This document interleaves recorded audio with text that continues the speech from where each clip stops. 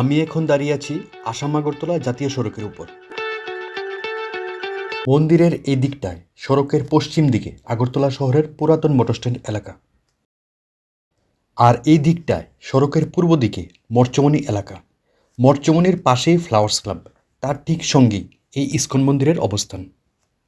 জাতীয় সড়কে এই মুহূর্তে যানবাহনের সংখ্যা খুব কম। এখন আমরা মন্দিরে প্রবেশ করছি। মন্দির খোলার সময় প্রতিদিন সকাল 4:30। চলুন আজ সকাল থেকেই আমাদের যাত্রা শুরু করি। প্রবেশপথের এই দিকটায় মন্দিরের একটি স্টল রয়েছে, তার ঠিক উল্টো দিকে একটি ফুড স্টল রয়েছে। এই মুহূর্তে দুটি বন্ধ আছে, কিছুক্ষণ পর আমি এগুলোর কথা বলছি আবার। মন্দিরের ভেতর মঙ্গল আরতি শুরু হওয়ার প্রস্তুতি চলছে।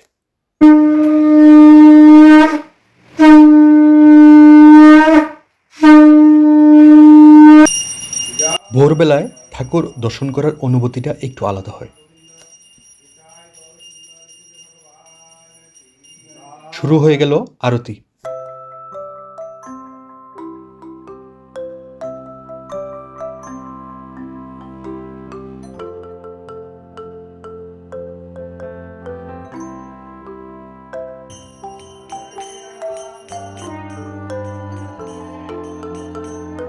রবিবার বিকালে আবার মন্দিরে এসেছি।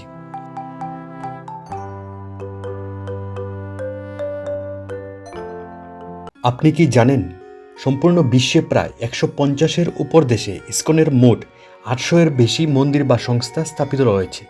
আর এটা সম্ভব হয়েছে একমাত্র ইস্কনের উদ্যোগ এবং আমার আপনার মতো সম্পূর্ণ বিশ্বে ছড়িয়ে থাকা কৃষ্ণ ভক্তদের অফুরন্ত ভালোবাসা এবং বিশ্বাসের জন্য। বিশ্বের যতগুলো ইস্কন সংস্থা রয়েছে, এগুলির হেডকোয়ার্টার আমাদের ভারতবর্ষের পশ্চিমবঙ্গ রাজ্যের নদিয়া জেলায় অবস্থিত মায়াপুর ধামে। তাদের এই বিশাল কর্মযজ্ঞে আপ্লুত হয়ে আজ দেশের এবং বিদেশের অতি সাধারণ জনগণ থেকে শুরু করে সমাজের প্রভাবশালী বা উচ্চশিক্ষিত বা বুদ্ধিজীবী লোকেরাও স্বেচ্ছায় যুক্ত হয়ে আছে এই সংস্থার সঙ্গে।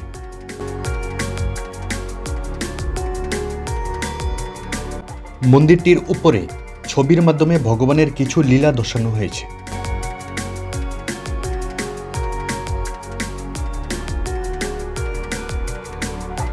উনি ছিলেন ইস্কন সংস্থার প্রতিষ্ঠাতা, নাম ভক্তিবেদান্ত স্বামী শ্রীল প্রভুপাদ মহারাজ।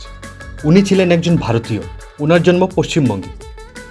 70 বছর বয়সে তিনি সমগ্র বিশ্ববাসীর কাছে ভগবান শ্রীকৃষ্ণের নাম প্রচার এবং শ্রীমদ্ ভাগবত গীতার শুদ্ধ পবিত্র বাণী প্রচার করার জন্য জলপথে দীর্ঘদিনের জন্য বিদেশ যাত্রা করেছিলেন। এই যাত্রায় উনি দুবার হার্ট অ্যাটাকে গুরুতর অসুস্থ হয়েছিলেন, কিন্তু অসুস্থ হওয়া সত্ত্বেও উনার লক্ষ্য স্থির ছিল এবং আপ্রাণ চেষ্টার ফলে তিনি এই উদ্দেশ্যে সম্পূর্ণভাবে সফল হয়েছিলেন। উনার জীবন কাহিনী এই অল্প সময়ের ভিডিওর মাধ্যমে ব্যক্ত করা অসম্ভব, কিন্তু উনার উদ্যোগে যেভাবে সম্পূর্ণ বিশ্বে ভগবান শ্রীকৃষ্ণের হরিনাম সংকীর্তনের সংগঠন তৈরি হয়েছিল, তা আমাদের সবাইকে সৎ মানসিকতায় স্বীকার করতেই হবে। উনার দেখানো সেই পথকে অনুসরণ করেই বর্তমানে ইস্কন সংস্থার উদ্যোগে সনাতন ধর্মের ব্যাপক প্রচার অনুষ্ঠিত হচ্ছে। এই মুহূর্তে ফুড স্টলটি খোলা আছে, এই মুহূর্তে আউটলেটটিও খোলা আছে।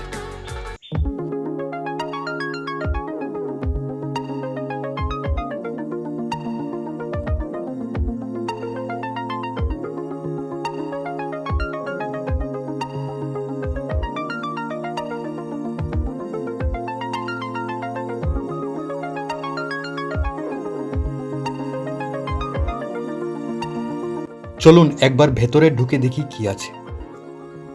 সকল হিন্দু ধর্মাবলম্বীরা বিভিন্ন শাখা প্রশাখায় বিভক্ত হয়ে নিজেদের ধর্মীয় সংস্কারকে যেন ভুলে না যায় এবং একই ধর্মীয় মানসিকতায় নিজেদের মধ্যে যেন বিভাজন তৈরি না হয়, তাই তারা শুরু থেকেই তাদের পূজা অর্চনা বা ভক্তি নিবেদনের মূল কেন্দ্রবিন্দু ছিল ভগবান শ্রীকৃষ্ণ।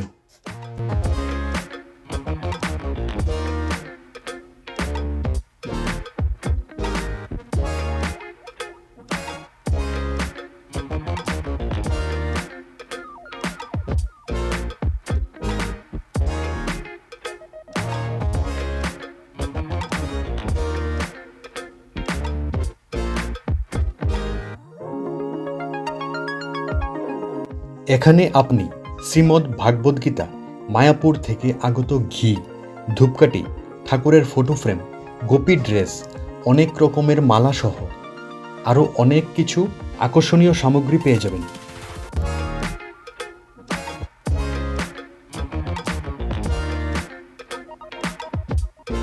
এই আউটলেটের ভেতরেই একটি বুক স্টল রয়েছে। অনেক রকমের আধ্যাত্মিক বই আপনি পেয়ে যাবেন এখানে। প্রত্যেক রবিবার বিকেলবেলায় মন্দিরে গীতা ক্লাস করানো হয়।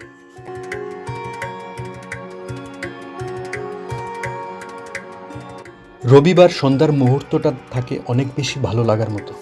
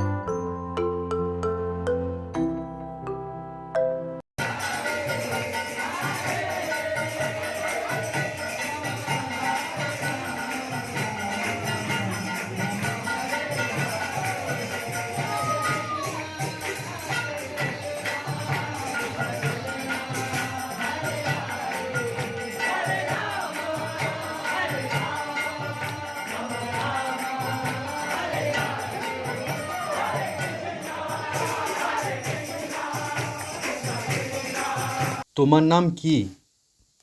দিয়াক্ষী মজুমদার। কোথায় এসছো তুমি? আগরতলা ইস্কন। কেন এসছো এখানে? কীর্তন করতে। সঙ্গে কে কে এসছে? মা বাবা। সবাই সবসময় এখানে আসো? সন্ধ্যা আরতি দেখেছো?